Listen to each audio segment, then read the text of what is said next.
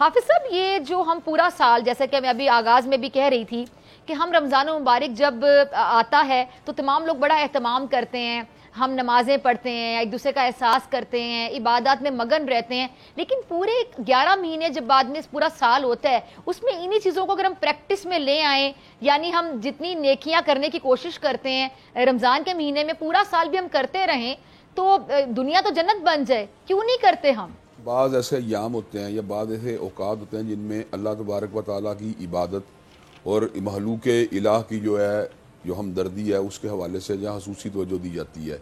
اور اس کا بنیادی مقصد یہی ہوتا ہے کہ ان ایام سے حاصل ہونے دروس کو باقی پوری زندگی میں امپلیمنٹ کیا جائے. جیسا کہ اللہ تعالیٰ نے فرمایا ہے کہ کتب علیکم الصیام کما کتب علی الذین من قبلکم لعلکم تتقون،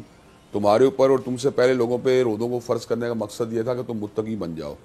اب جب اللہ تبارک و تعالیٰ کے حکم کے اوپر ہم اپنی جائز خواہشات کو اور جائز تمناؤں کو دبا لیتے ہیں تو اس کا مطلب یہ ہے کہ ناجائز تمناات کو ہمیں بالولا دبانا چاہیے. اگر اللہ تعالیٰ کے حکم کے اوپر کھانے کو چھوڑا جا سکتا ہے، سود کو کیوں نہیں چھوڑا جا سکتا؟ اللہ تعالیٰ کے حکم کے اوپر اگر دودھ کو چھوڑا جا سکتا ہے، شراب کو کیوں نہیں چھوڑا جا سکتا؟ اللہ تعالیٰ کے حکم کے اوپر اگر وقتی طور پہ شریک زندگی سے جو ہے ایک فاصلہ پیدا کیا جا سکتا ہے تو بد کرداری یا بے حیائی سے کیوں نہیں اجتناب کیا جا سکتا؟ یہ وہ میسیج ہے جو اصل میں رمضان مبارک ہمیں دے رہا ہے. لیکن افسوس کی بات یہ ہے کہ ہم عادتاً روزہ رکھتے ہیں، عبادتاً نہیں رکھتے. اگر ہم عادت کی بجائے اس کو صحیح معنوں میں عبادت کے طور پہ رکھیں اور اس کی اسپرٹ کو اور اس کی روح کو سمجھنے کی کوشش کریں تو میں یہ بات سمجھتا ہوں پوری کی پوری زندگی میں ایک بہت بڑا انقلاب پیدا ہو سکتا ہے. میں یہ بات سمجھتا ہوں کہ کئی لوگ تو ایسے ہیں بد نصیبی کے ساتھ جو رمضان مبارک کے اندر روزہ رکھنے کے باوجود بھی تقویٰ، طہارت اور للہیت کے اس مقام بلند کے اوپر فائز ہونے کی کوشش نہیں کرتے، جھوٹ بھی بول رہے ہوتے ہیں، اپنے وقت کو بھی ضائع کر رہے ہوتے ہیں